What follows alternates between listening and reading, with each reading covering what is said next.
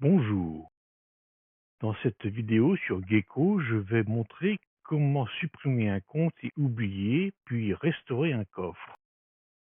L'oubli d'un coffre peut être utile si je veux donner mon appareil, mais surtout si je veux changer de coffre.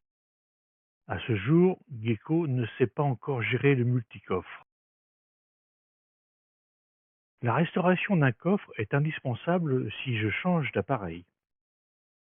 Je vais d'abord supprimer un de mes comptes portefeuille dont je n'ai plus besoin. La suppression d'un portefeuille entraîne automatiquement le virement du solde vers le compte par défaut.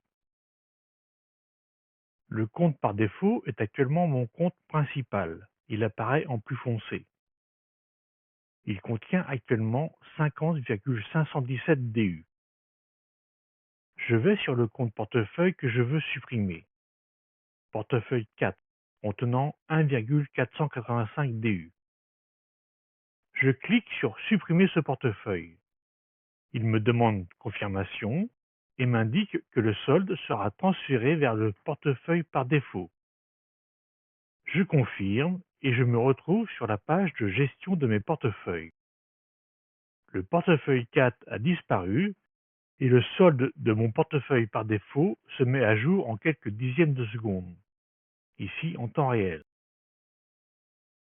Si je vais voir l'activité de mon compte, je vois un versement Gecko Delete Wallet, correspondant au transfert du solde du compte supprimé.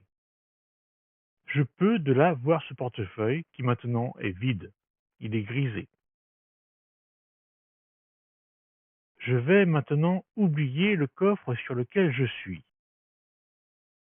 Pour cela, je reviens sur la page d'accueil et je vais dans les paramètres. Je passe par le menu, puis je clique sur Paramètres. Dans les paramètres, je vais dans la zone dangereuse, oublier tous mes coffres.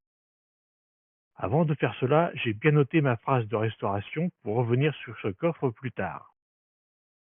Il me demande de confirmer. Je confirme et je me retrouve sur la page d'accueil de démarrage, comme si je venais d'installer Gecko sur l'appareil. Je sais néanmoins que l'oubli de mes coffres n'a pas entraîné l'oubli de mes contacts.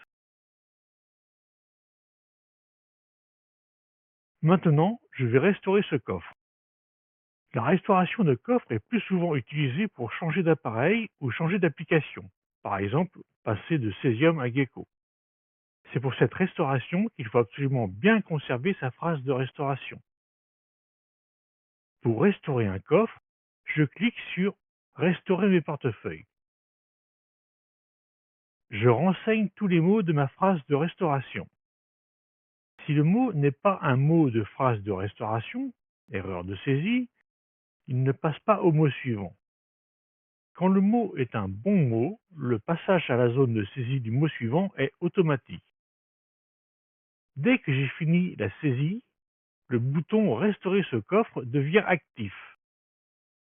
Pour la démo, j'ai volontairement inversé deux mots. La phrase de restauration semble correcte, mais l'erreur est détectée par Gecko, qui me demande de remettre les mots dans le bon ordre. Il y aurait la même erreur si certains mots n'étaient pas les bons. Je corrige mon erreur. Je constate que le bouton Restaurer ce coffre ne devient actif que si les mots sont des mots de restauration et inactif si un mot n'est pas valide. Pas de risque d'erreur de saisie qui m'emmène sur un compte qui n'existe pas. Quand tout est OK, il me demande de choisir un code PIN, comme lors de la création. Je peux choisir mon code PIN, il peut être différent de celui que j'utilisais avant sur ce même coffre. Après restauration, ce code PIN suffira pour accéder à mes comptes. Je peux remettre la phrase de restauration dans ma cachette secrète. Et voilà, mon coffre est restauré. En allant sur la page Gérer mes portefeuilles, je peux constater que mon portefeuille 5 est devenu le portefeuille 4, suite à la suppression du précédent portefeuille 4. Pour l'instant, la description des portefeuilles n'est pas encore sauvegardée dans les données annexes de l'unitaire. Si je vais sur la page Mes contacts, je vois qu'ils sont toujours là. Cela peut être intéressant si je veux garder mes contacts en changeant de coffre. Pour être sûr de ne rien laisser sur mon appareil, Le plus simple est de désinstaller l'application. Et voilà tout pour l'oubli et la restauration de coffres. À bientôt.